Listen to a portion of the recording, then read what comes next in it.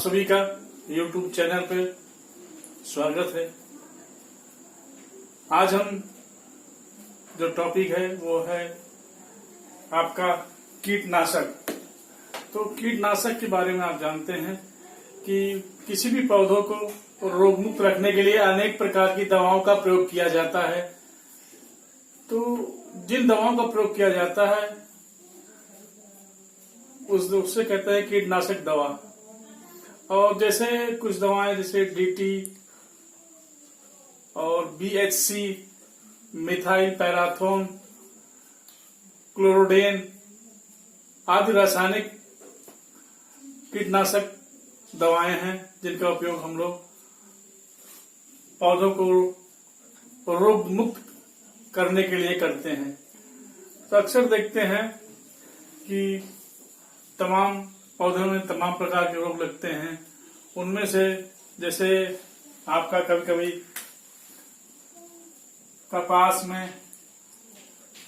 कपास के पेड़ों में अक्सर जो है फुदका लगता है। कपास का फुदका कहते हैं। ये सब रोग पौधों के हैं। तो वहां तक देखा गया कि जो कपास का पेड़ होता है उसमें एक फुदका टाइप का लगता है। दूसरा है कभी कभी सरसों में हम देखते हैं माहू रोग लग जाता है। जो कहते हैं गांव में सरसों के पेड़ में जब सरसों का पेड़ तैयार होता है, फूल लगता है तो उसमें माहू लग जाता है।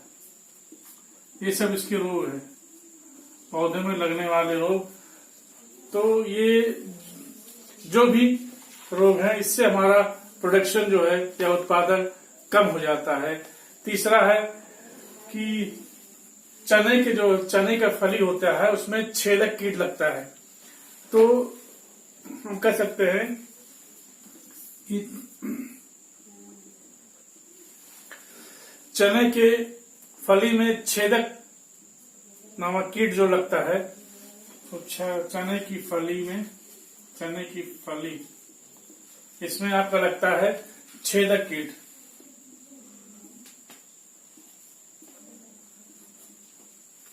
चौथा आता है आपका गन्ने वगैरह में एक रोग लगता है पायरीला। तो गन्ने में जो रोग लगता है पायरीला, तो ये सब इसके रोग हैं। दूसरा कभी कभी देखते हैं कि हम लोग पौधों में तमाम प्रकार के ये सब रोग हैं। तो जो ये रोग लगते हैं ये इसके जो प्रोडक्शन होता है उस पर इसका असर दिखाई देता है। तो प्रोडक्शन को बरकरार रहने के लिए हम कीटनाशकों का जो दवाएं आती हैं कीटनाशक उसका उपयोग करते हैं। तो कुछ कीटनाशक दवाएं जो हैं हम आप बताते हैं आपको। तो इन रोगों को हम बचत कैसे करते हैं? तो कीटनाशक जो दवाएं हैं, कीटनाशक तो दवा कौन कौन सी हैं, इन दवाओं का जो उपयोग करते हैं, पहली दवा आती है इसमें आपका DDT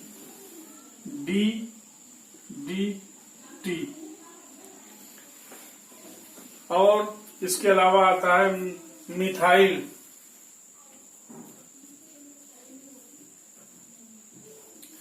DDT के अलावा मिथाइल पैराथोन ये दूसरे नंबर पे है। मिथाइल पैराथोन ये दूसरा कीटनाशक दवा है। तीसरा है हेप्टाक्लोर।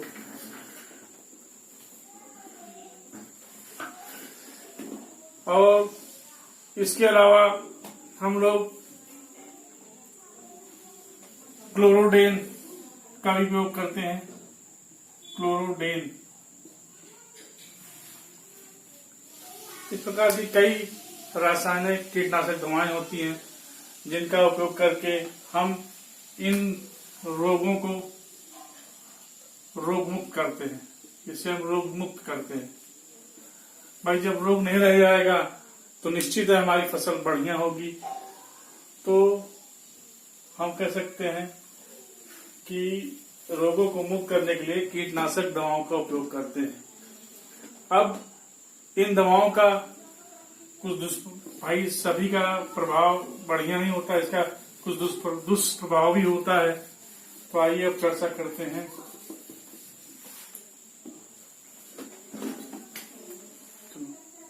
अब आपको बताते हैं कीटनाशक के, इसका कीटनाशक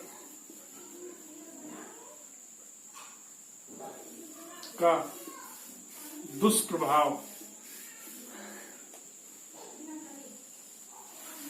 अक्सर क्या होता है, इसके द्वारा मनुष्यों में अनेक प्रकार के रोग होते हैं, जैसे आपका दमा रोग हुआ, श्वास रोग हुआ, कैंसर हुआ, आंद्रता हुआ।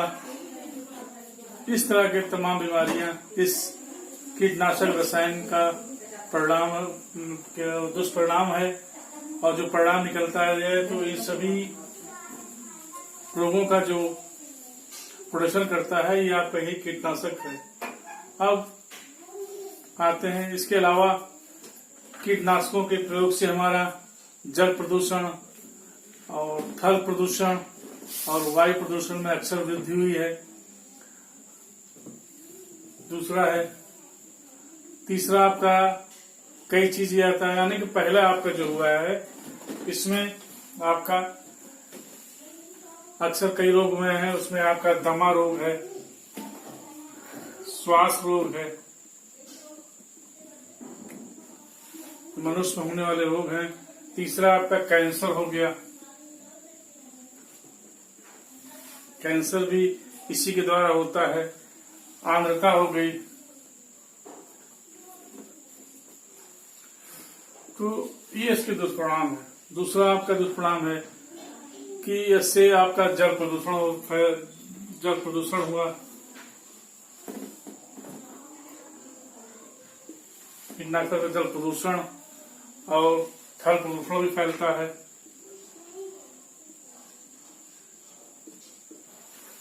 जल थल, इसके अलावा आपका वायु प्रदूषण में भी वृद्धि होती है।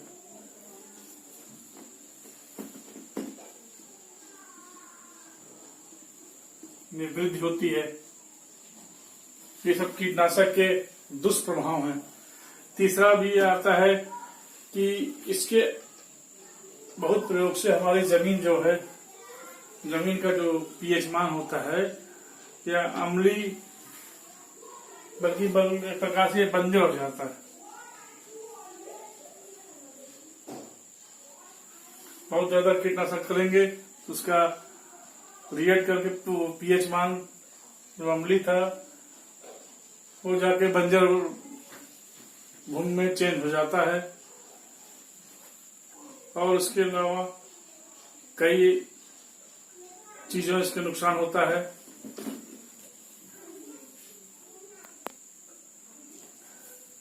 इससे और कई नुकसान होते हैं, लेकिन हम देख रहे हैं जो कीटनाशक यूज कर रहे हैं तो ये जितने नए नए रोग उत्पन्न हो रहे हैं वो अपनी प्रतिरोधक क्षमता बढ़ा लेते हैं, तो इन दवाओं का असर भी नहीं होता। तो नए नए फिर उसके लिए नए नए दवाओं का बनाई जाती हैं जिससे इसको मारा जा सके। अब चर्चा करेंगे मृदा अपवर्धन पर।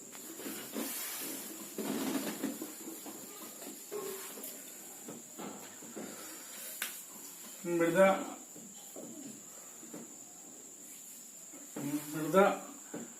अपवर्धन ये तो अक्सर हम देखते हैं कि मिट्टी के कण अपने स्थान से हटने की प्रक्रिया को हम कहते हैं मृदा अपवर्धन। मिट्टी के जो कण अपनी प्राकृतिक दशा को, पृथक्करण क्रिया को प्राप्त कर विरल होने लगते हैं, तब ये अपने प्राकृतिक तत्वों से वंचित होने लगते हैं और अपने स्थान से हटने की भूमिका जो निभाते हैं उसमें इनकी उर्वरक क्षमता जो है वो धीरे धीरे कम होने लगती है। हम जानते हैं कि जो उर्वरक शक्ति होती है मिट्टी के ऊपरी परत में रहती है, यदि वो किन्हीं कारणों से हट जाते हैं तो उसमें आपका उर्वरक शक्ति नहीं रह जाएगी, वो धीरे धीरे बंजर हो जाता है। जब ऊपरी परत हट जाएगी मिट्टी की निचली परत में उतनी उर्वरकता नहीं रहती है। अब ये हम जानेंगे कौन कौन से कारक हैं। तो मृदा अपवर्तन के प्रभावित करने वाले कारक, प्रभावित करने वाले इसके जो कारक हैं, प्रभावित पहला है इसमें कि हम देखते हैं कि पहला आता है इसमें वर्षा की अधिकता। तो वर्षा की जो अधिकता होती है,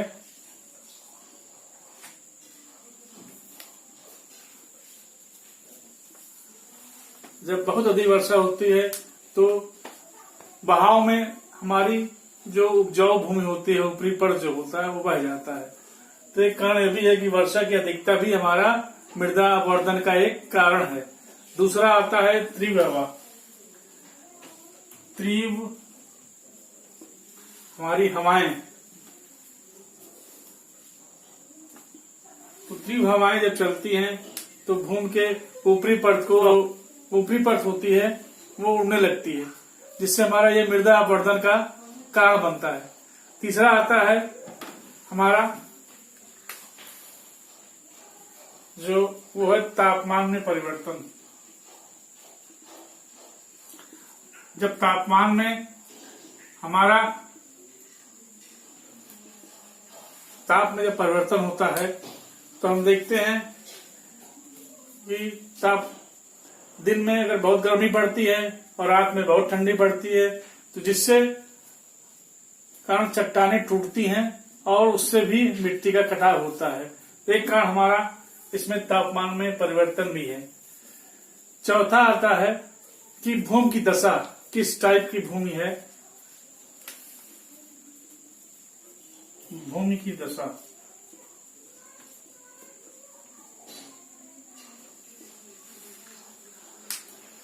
भूमि की कंडीशन में भी ये डिपेंड करता है कि ये किस प्रकार मिट्टी है, कोमल मिट्टी है या पथरीली मिट्टी है। तो यदि पथरीली मिट्टी की अपेक्षा हमारा कोमल मिट्टी का कटाव बहुत होता है, तो हम कह सकते हैं एक कारण इसका भूमि की दशा। पांचवा आता है इसमें, पांचवा कारक आपका आएगा भूमि का ढाल। भूमि का ढाल, भूमि का जो ढाल होता है इसमें हम देखते हैं यदि भूमि का ढाल अधिक होने से उसमें बहने वाला पानी अधिक मिट्टी को काटता है। यदि ढाल कम है तो पानी का वेग कम रहेगा और कटाव भी कम होगा। तो एक कारण ये भी है कि भूमि का जो है हमारा ढाल जो होना, इसे बोलते हैं ढाल।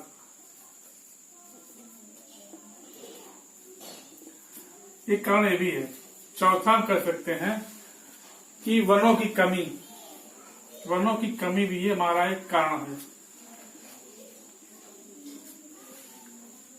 हम देख रहे हैं दिन पर दिन वनों की कमी होती जा रही है।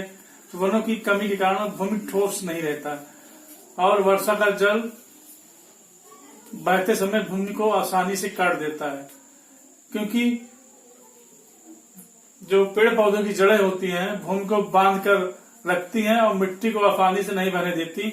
अतः वन के अभाव में वर्षा, वायु, ताप आदि शक्तियां मिट्टी को कटाव बड़े आसानी से कर देते हैं। अब आता है परत कटाव।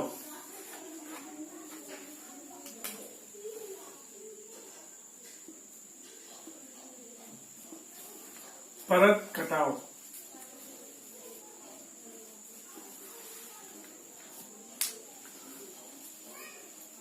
तो अक्सर हम देखते हैं कि वर्षा के पानी से भूमि की जो ऊपरी सतह होती है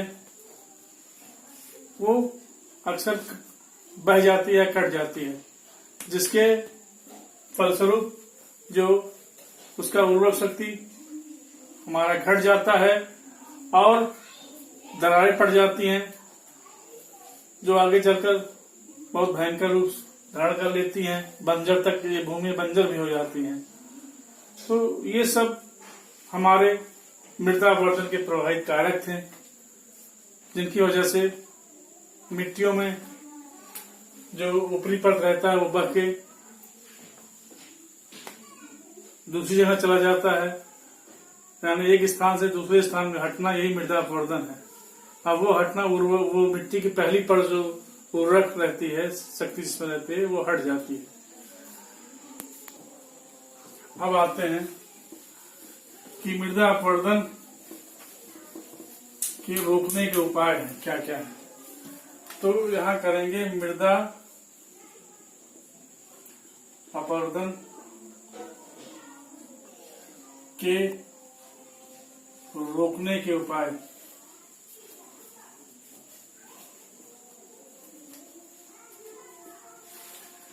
हम वैज्ञानिक ढंग से, पहला है कि हम वैज्ञानिक ढंग से वृक्ष पेड़ पौधे लगाएंगे। तो पेड़ पौधे लगाने से उसके जो जड़ें होती हैं भूमि को बांधे रखती हैं, जिससे हमारा मृदा अपवर्तन नहीं होता है। दूसरा हम करेंगे सहकारी संस्था द्वारा, हम जो दूसरा पॉइंट है, तमाम संस्थाएं होती हैं, तो उन संस्थाओं द्वारा या सहकारी संस्थाओं द्वारा कृषकों के भूमि के कटाव के बारे में जानकारी देंगे, किससे किससे नुकसान होता है। इससे भी हमें मृदा अपवर्तन के रोकने में सहायक मिलेगा। तीसरा है, अब इसमें तीसरा पॉइंट आता है, चौथा, पांचवा, 3-4 पॉइंट है बता दे रहे हैं। तीसरा पॉइंट हम क्या है कि कृषि योग पड़ी बेकार भूमि को हम उसका उपजाऊ बना के भली भांति उसको यूज करें। इससे भी अगर हम यूज करते हैं तो जो ऊपरी बंजर है वो उपजाऊ हो जाएगी। अब तीसरा पॉइंट एक्शन हम करते हैं कि हम झूम कृषि का विकल्प खोजते हैं। चौथा है कि हम खेतों को मेड़बंदी तथा टेढ़ी मेढ़ी खेती का पद्धति अपनाएं, जिससे हमारा वन का कटाव रोका जा सके और उसे हम मिट्टी अपवर्तन से ये रोकने का ये अच्छा उपाय भी है। दूसरा है वन, तो वन लगाकर भूमि को मरुस्थल होने से हम बचा सकते हैं। तो इसी प्रकार ये लेसन 2 समाप्त हुआ। हमने इसके पहले भी वीडियो जो बनाई थी, तो आप जो है जब भी हमारा लेक्चर खत्म होता है, लेसन समाप्त होता है, तो आपको हमारे डिस्क्रिप्शन में आपको पिछले सारे वीडियो का क्लिप वगैरह तथा पीडीएफ फाइल भी आपको हम अपने डिस्क्रिप्शन बॉक्स में उपलब्ध करा देंगे।